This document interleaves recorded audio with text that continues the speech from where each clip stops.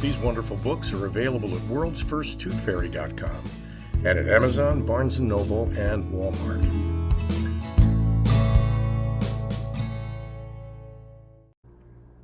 To learn more about Zane, contact her through her website, zanecarruth.com, ZANECARRUTH.com. Order Zane's books and merchandise. Contact her about being a keynote speaker at your next event.